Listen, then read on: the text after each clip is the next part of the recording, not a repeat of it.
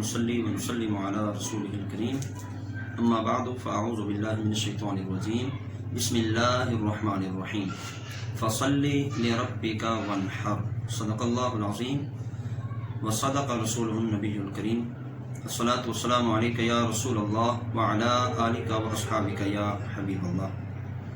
آج کی نشست میں ہم قربانی کے فضائل اور مسائل پر گفتگو کریں گے۔ سب سے پہلے قربانی کسے کہتے ہیں؟ مخصوص جانور کو مخصوص دن میں اللہ کی رضا حاصل کرنے کے لیے ذبح کرنا اسے قربانی کہتے ہیں۔ یہ سیدنا ابراہیم علیہ السلام کی سنت ہے اور سرکار دو عالم صلی اللہ علیہ وسلم کو اللہ تعالیٰ نے قربانی کرنے کا حکم ارشاد فرمایا۔ جامع ترمذی کی حدیث مبارکہ ہے، ام المومنین حضرت سیدہ عائشہ صدیقہ رضی اللہ تعالیٰ عنہ آپ روایت کرتی ہیں کہ سرکار دو عالم صلی اللہ تعالی وسلم نے ارشاد فرمایا، یوم النحر یعنی 10ویں ذوالحجہ کے دن ابن آدم کا کوئی عمل اللہ کی بارگاہ میں خون بہانے سے زیادہ پیارا نہیں، اور قیامت کے دن وہ جانور اپنے سینگ، بال اور کھروں کے ساتھ آئے گا، اور ارشاد فرمایا قربانی کا خون زمین پر گرنے سے پہلے اللہ کی بارگاہ میں مقام مقبولیت حاصل کر لیتا ہے، لہٰذا تم خوش دلی سے قربانی کرو۔ حضرت سیدنا زید بن ارقم رضی اللہ تعالیٰ عنہ سے مروی ہے کہ نبی کریم صلی اللہ تعالی وسلم سے صحابہ کرام نے پوچھا، یا رسول اللہ یہ قربانیاں کیا ہیں؟ تو حضور اکرم نور مجسم صلی اللہ علیہ وسلم نے ارشاد فرمایا، سنت ابیکم ابراہیم، یہ تمہارے باپ حضرت ابراہیم علیہ السلام کی سنت ہے۔ صحابہ کرام نے پوچھا، یا رسول اللہ اس میں ہمارے لیے کیا ہے؟ تو امام الانبیاء صلی اللہ علیہ وسلم نے ارشاد فرمایا، ہر بال کے بدلے میں ایک نیکی ہے۔ پھر عرض کیا گیا کہ اون میں؟ تو حضور صلی اللہ علیہ وسلم نے ارشاد فرمایا، اون کے ہر بال کے بدلے میں ایک نیکی ملے گی۔ قربانی نہ کرنے پر بڑی سخت وعید ہے۔ حضرت ابو ہریرہ رضی اللہ تعالیٰ روایت کرتے ہیں کہ سرکار دو عالم صلی اللہ تعالی وسلم نے ارشاد فرمایا کہ جس میں وسعت اور طاقت ہو اور وہ قربانی نہ کرے تو فرمایا وہ ہماری عید گاہ کے قریب نہ آئے۔ قربانی ہر اس شخص پر واجب ہے جو مسلمان ہو، عاقل ہو، بالغ ہو، مقیم ہو اور صاحب نصاب ہو۔ اس میں مرد اور عورت میں سے کسی کی تخصیص نہیں ہے۔ اگر عورت صاحب نصاب ہے تو عورت پر قربانی واجب ہے، اگر مرد صاحب نصاب ہے تو مرد پر قربانی واجب ہے۔ آتے ہیں 52.5 تولے چاندی یا 7.5 تولے سونا جو شخص رکھتا ہو وہ صاحب نصاب ہے، یا ان میں سے کوئی ایک رکھتا ہو یا تھوڑا تھوڑا کر کے دونوں، یعنی کچھ سونا ہو کچھ چاندی ہو، وہ رقم ملائی جائے تو 52.5 تولے چاندی کی قیمت بنتی ہو تو ہر اس شخص پر قربانی واجب ہے۔ ضروریات اصلیہ یعنی انسان کی ضرورت کے لیے مکان ہے، سواری ہے، تو یہ ضروریات اصلیہ ہیں۔ اس کے علاوہ اگر زائد مکان ہے، جس طرح کرائے پہ مکان دیے ہوتے ہیں، تو اس شخص پر بھی قربانی واجب ہے۔ اسی طرح تجارت کے لیے جو پلاٹ خریدے ہوتے ہیں تو اس شخص پر بھی قربانی واجب ہے۔ جو شخص صاحب نصاب نہیں لیکن وہ قربانی کرنا چاہتا ہے تو اس کے لیے کیا حکم ہے؟ ایسا شخص جو صاحب نصاب نہیں لیکن اس نے قربانی کی نیت سے جانور کو خرید لیا تو اب اسی جانور کو ذبح کرنا اس پر واجب ہے۔ اب خرید لینے کے بعد دوبارہ وہ بیچ بھی نہیں سکتا اور تبدیل بھی نہیں کر سکتا۔ ایک اہم مسئلہ روزے کے متعلق، بعض لوگوں کا یہ خیال ہے کہ قربانی کے دن بھی روزہ رکھا جاتا ہے جس کو اپنی قربانی کے گوشت سے افطار کیا جاتا ہے۔ یہ بات بے بنیاد ہے۔ صحیح مسئلہ یہ ہے کہ عید الاضحیٰ کے دن سنت طریقہ یہ ہے، جس نے قربانی کی ہو یا قربانی نہ کی ہو، نماز عید سے پہلے کچھ نہ کھائے اور نماز عید کے بعد اپنے جانور کے گوشت سے کھائے تو یہ سنت طریقہ ہے، اس کو روزہ نہیں کہا جائے گا۔ جانوروں کی عمریں بکرا، بکری، بھیڑ، دمبا 1 سال کے ہوں، بھیڑ کا بچہ اگر 6 مہینے کا ہے لیکن اتنا پلا ہوا ہے کہ وہ سال بھر کا معلوم ہوتا ہے تو اس کی قربانی بھی جائز ہے۔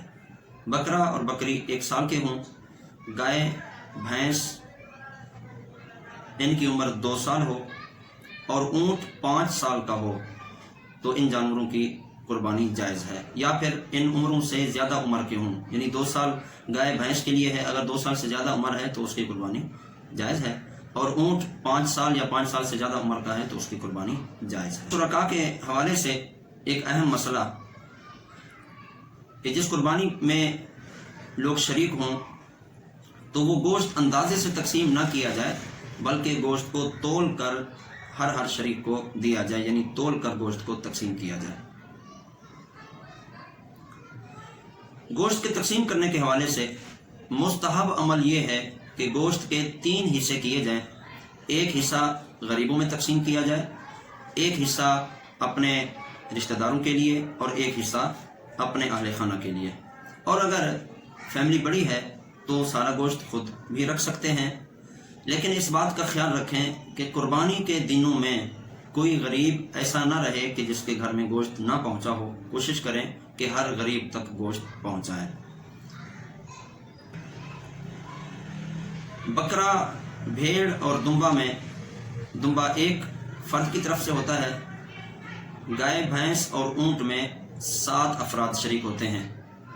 7 سے کم ہوں تب بھی قربانی جائز ہے، وہ شریک ہو سکتے ہیں۔ اگر بالفرض 2 بندے ایک جانور میں شریک ہو رہے ہیں تو ایک شخص کے 4 حصے ہوں اور ایک شخص کے 3 حصے ہوں، 7واں حصہ آدھا تقسیم نہ کیا جائے۔ بہتر یہ ہے کہ 3 حصے ہر فرد کر لے اور ایک حصہ اپنے فوت شدگان کے لیے کر لے، یا اگر سرکار دو عالم صلی اللہ تعالی وسلم آپ کے نام کا وہ مشترکہ حصہ رکھ لیں تو یہ اور زیادہ بہتر ہے، کیونکہ سرکار دو عالم صلی اللہ تعالی وسلم اپنی زندگی مبارکہ اپنی امت کے لیے قربانیاں کیں، تو امتی کا حق بنتا ہے ممکن ہو تو نبی کریم صلی اللہ تعالی وسلم کا حصہ بھی رکھ لیں، یہ اور زیادہ بہتر ہے۔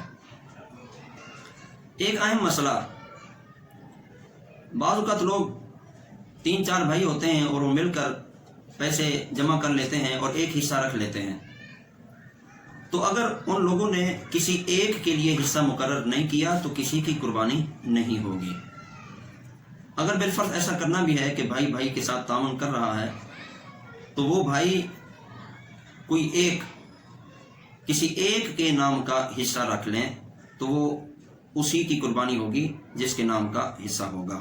6 لوگوں کی نیت تو اللہ رب العزت کی رضا حاصل کرنے کی تھی جو قربانی میں شریک تھے، اور ایک شخص کی نیت فقط گوشت کھانے کی تھی، تو یاد رکھیے کسی ایک کی بھی قربانی نہیں ہوگی، یعنی کسی ایک کا واجب بھی ادا نہیں ہوگا۔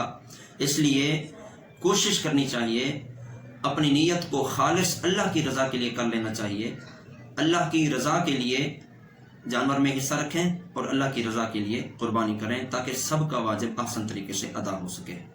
جانور کو ذبح کرنے کا افضل طریقہ یہ ہے کہ جس کی قربانی ہو وہ خود جانور کو ذبح کرے اور جانور کو قبلہ رخ لٹا دے اور چھری پہلے سے ہی تیز کر لے۔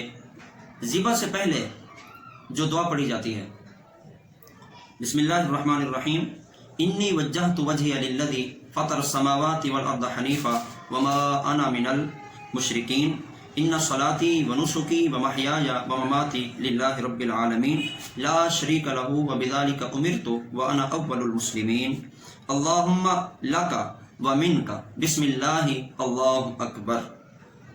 یہ دعا پڑھ کے جانور کی گردن پر چھری چلا دیں۔